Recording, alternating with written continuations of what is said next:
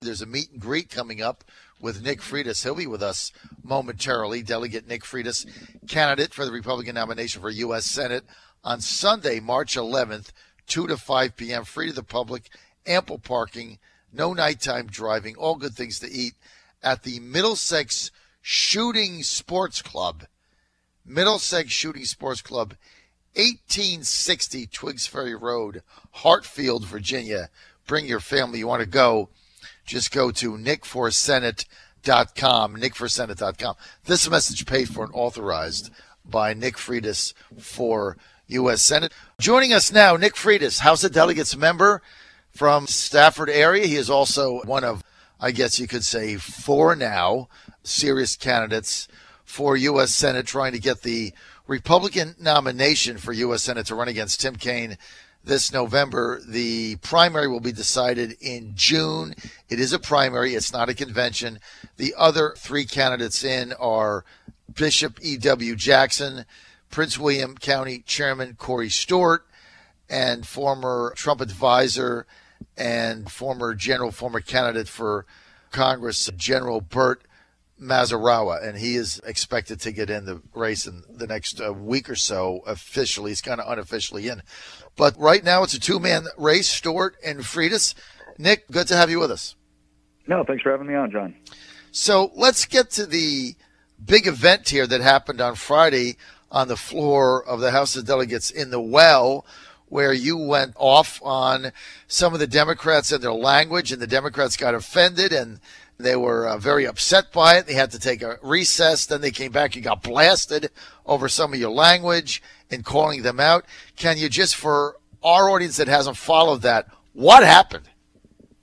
So essentially, over the last several weeks, there's been a number of Democrats that have either stood up and given floor speeches comparing us to segregationists, or suggesting that we've all been paid off by the NRA, or we just don't care about kids, or teacher safety.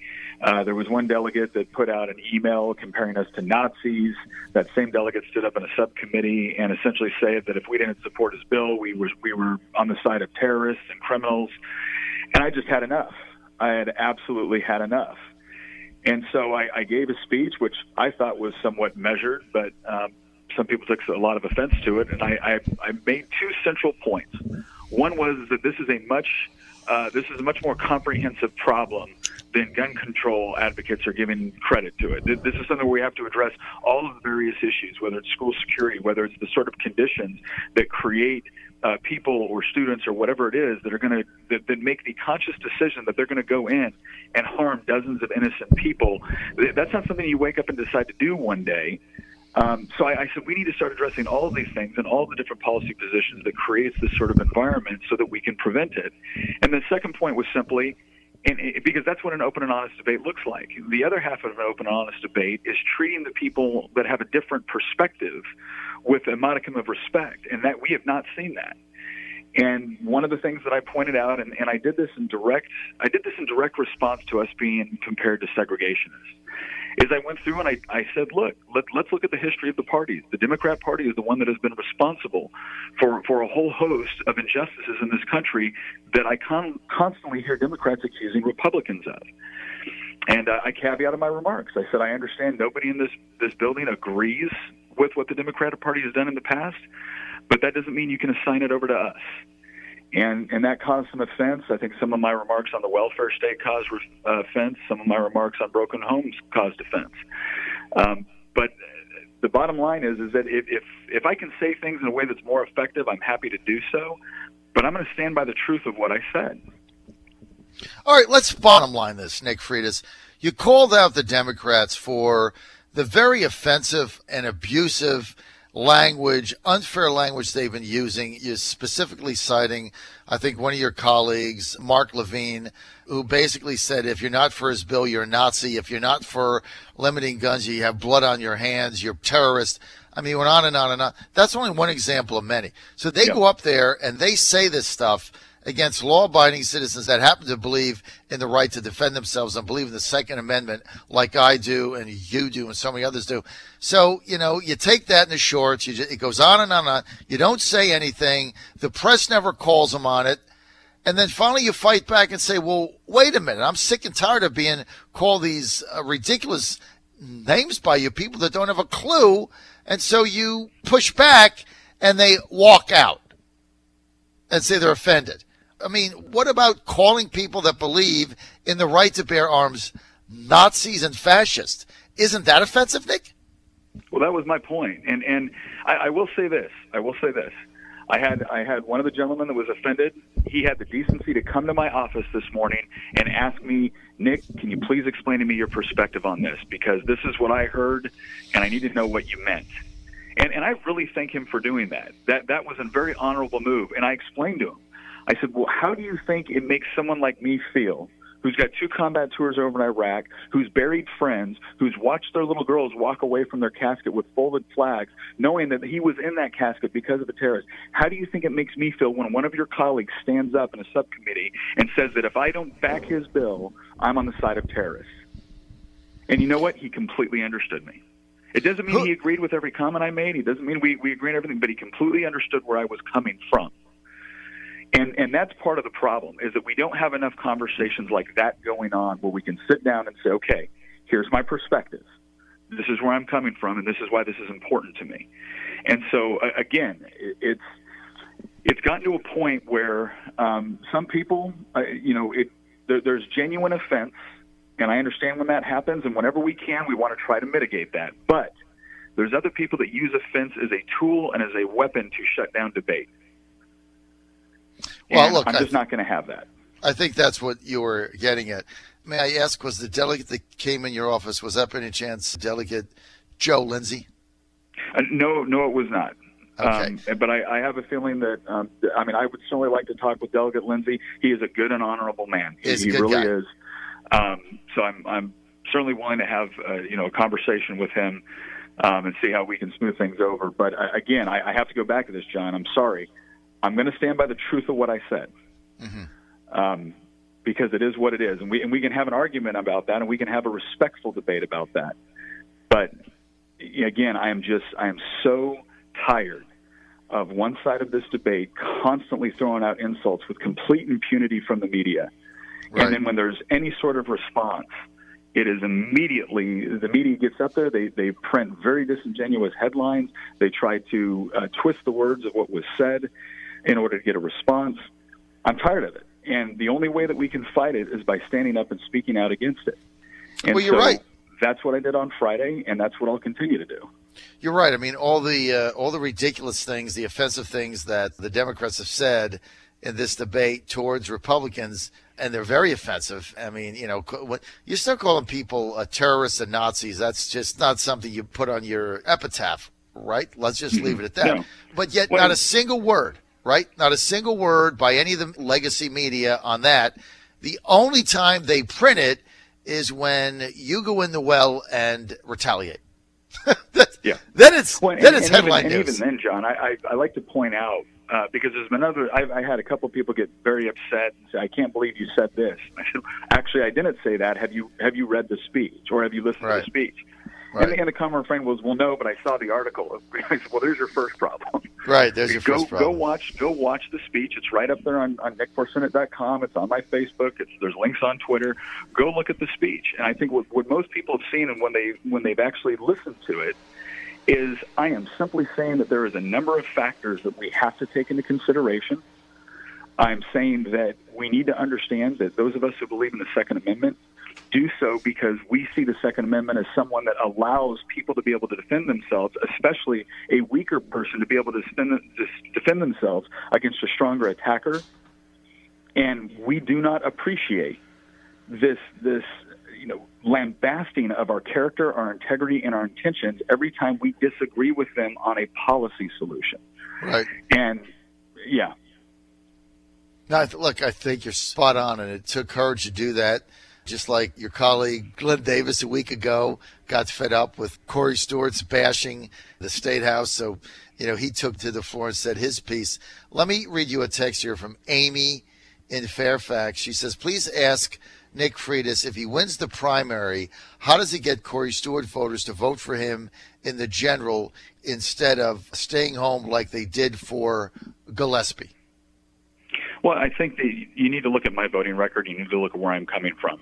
I don't think that if the people that are drawn to Corey Stewart with respect to wanting someone that they think is going to stand up and say what they're all thinking, and someone that is going to fight for conservative principles, for someone that is going to legislate exactly the way that they run for office, I think I appeal to those people as well. Because my voting record, you can go look at any conservative organization out there. I have A ratings across the board. I'm certainly not afraid to speak my mind and stand up for what we believe in. And again, I don't have some of the baggage that is commonly associated with people running for office that have been in this business for decades. So I just do not see there being a problem with Corey Stewart voters feeling like they're giving up anything by voting for me should I win the nomination. So the bottom line, Nick, is on this election, it's going to be a June primary. So you've got April, May, June. You got about 90 days. You're about 90 days out. Corey Stewart has a commanding lead. He's got the name ID. He has more money. A lot of people feel that he'd have been a better candidate had he beaten Ed last June. He's been running for Senate since July. So he's got an organization. He's got money. He's got name IDs way ahead. Talk turkey. How do you beat him? So, again, I think that right now the latest poll that just came out showed that 66% of Republican voters are undecided. So there's a statistical tie between E.W. Jackson and myself, and then Corey Stewart has 16% of the Republican electorate dedicated toward him. That's a very surprisingly small number at this point, given the fact that, again, Corey has been running for a long time now. I don't know exactly who has more money at this point. We'll be posting our numbers in April. The other thing too is that poll was conducted before everything just happened with respect to this floor speech, with respect to the residual from that. So I'm interested to see what happens with respect to polling after this. So the way that we're going to win this is we're going to continue to do what we're currently doing. We've got a great grassroots network. We've got hundreds of volunteers, and that's not an exaggeration. We've got hundreds of volunteers that have been gathering signatures for us, that have been surrogates for us at various meetings. Even though I've been in Richmond during the session, I've had an opportunity at nights and weekends to be able to get out and speak with people, to be able to organize.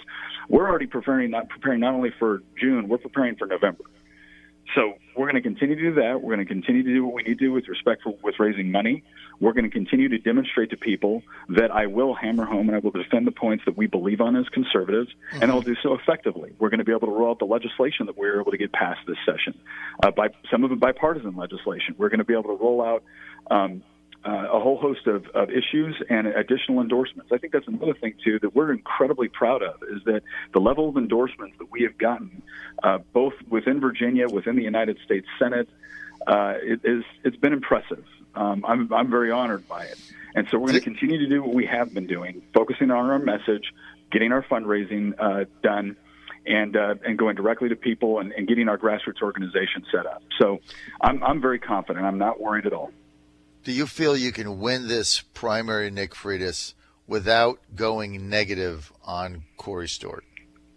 You know, this is from the very beginning. I have always said I don't want to engage in the Republican circular firing squad. I want to keep this a clean fight. I will say this: it has been very disappointing to see some of the comments that have been made by very close supporters and paid staff of Corey Stewart, some things that are deliberate lies.